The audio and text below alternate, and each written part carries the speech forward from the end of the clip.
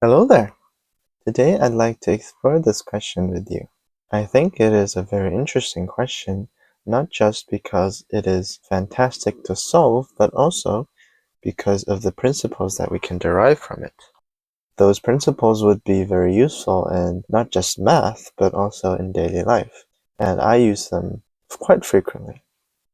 The question is asking, you want to fence off a rectangular area, and there are 20 yards of fence. What is the largest area you can make?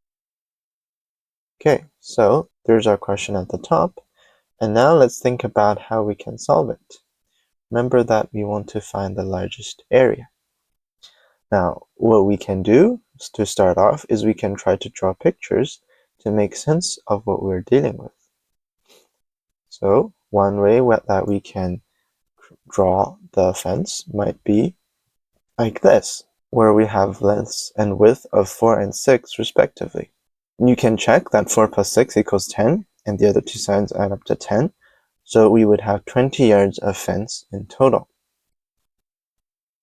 Now, another way we can draw the fence might be 8 and 2 as the length and width. And again, you can check that 8 plus 2 equals 10, and the other two sides also add up to 10, so we have 20 yards of fence here.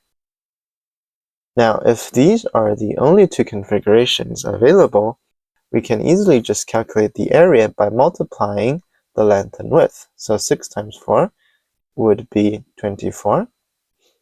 And here 2 times 8 would be 16.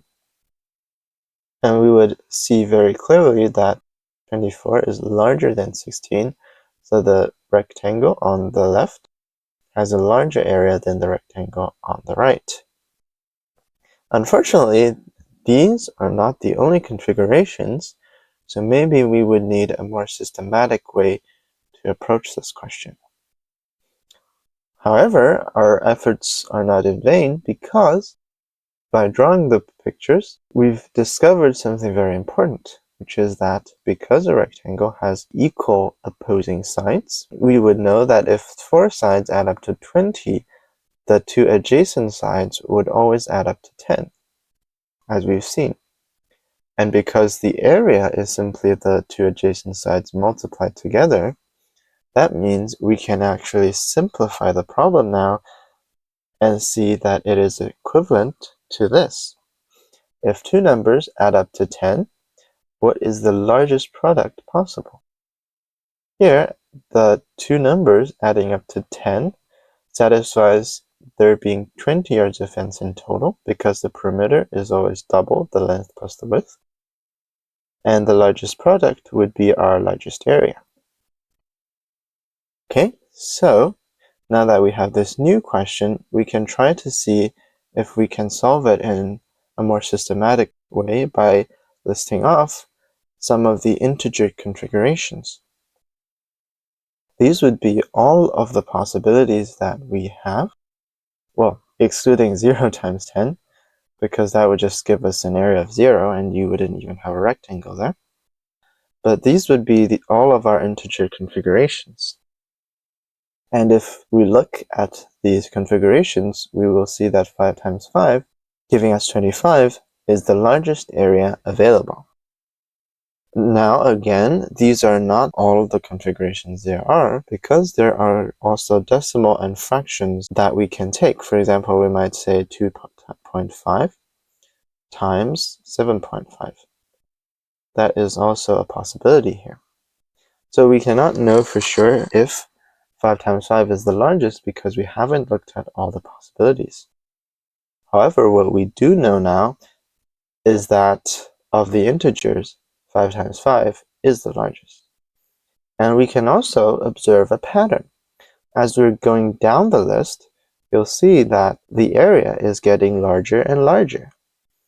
And what's making it get larger and larger is it seems that the two numbers are getting closer and closer, with 5 times 5 being the closest. So we can take a guess, and we will have a hypothesis here that says when the two positive numbers have a fixed sum, in this case 10, the closer in value they are, the largest their product will be. And if our hypothesis is true, If we prove that this is true, then we will know that 5 times 5 would be the largest product possible, because the two numbers are already equal, so you cannot get any closer in value. But is our hypothesis true? Well, we can see if it is true by making use of this axiom here, which states that a minus b, this difference, times the sum of a plus b, is always equal to a squared minus b squared. And you can easily verify this yourself by multiplying out each of the terms. You can do that right here. So a and a, so a squared, b and a minus ba. And now the first term again with the second. So plus ab, and the second with the second, so minus b squared. And these would cancel out. So now we would be left with a squared minus b squared. Now that we know this is true, we can use this to look at one of our examples. Here I just picked 2 times 8 to illustrate a point. Now if we are able to write 2 times 8 in the form of a minus b times a plus b, we would be able to transform this into a squared minus b squared. And you'll see why that is useful in a moment. Here, 2 and 8 are here on the number line. And to find a, what we would do is we would find the midpoint of these two numbers, which would be their average. In this case, it would be 5. And we would choose this to be a. And we would choose the difference between a and these two numbers to be b. So here, a would be 5 and b would be 3. And we would be having 5 minus 3 times 5 plus 3. And obviously that would be 5 squared minus 3 squared, as we've demonstrated before. Now we can do this for another example. For example, 1 times 9. Again, we would choose a to be the average, and here a would still be 5, but b would be 1 larger. So b in this case would be 4. And we would have 5 minus 4 times 5 plus 4. And we would have 1 times 9 equals 5 squared minus 4 squared. So 5 squared, as we'll notice, is always the same.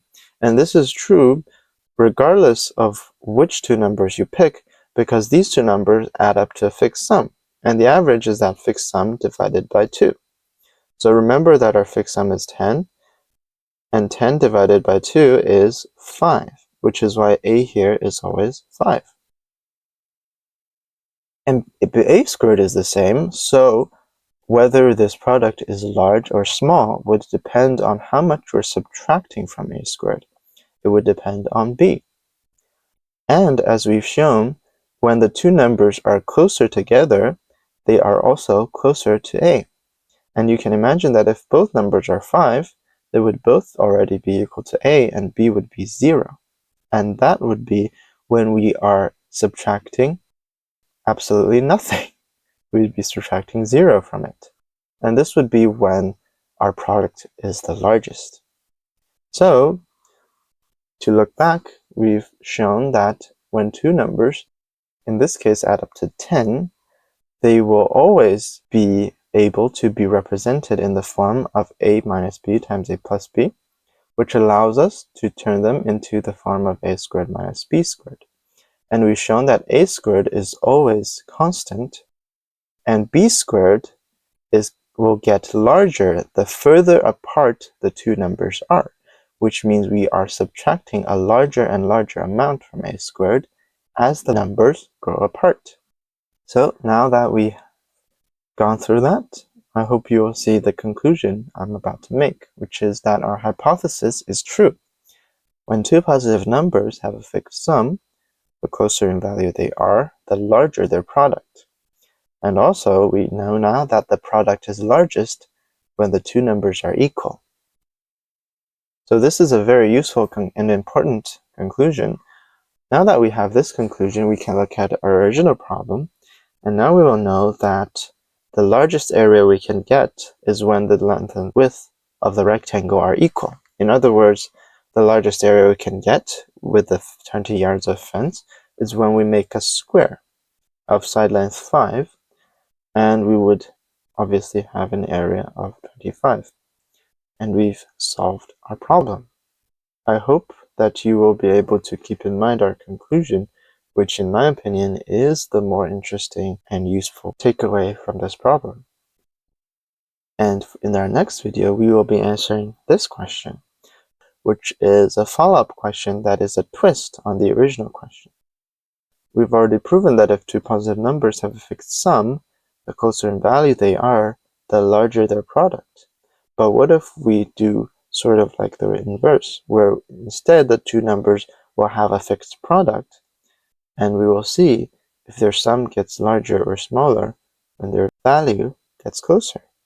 I hope to see you there.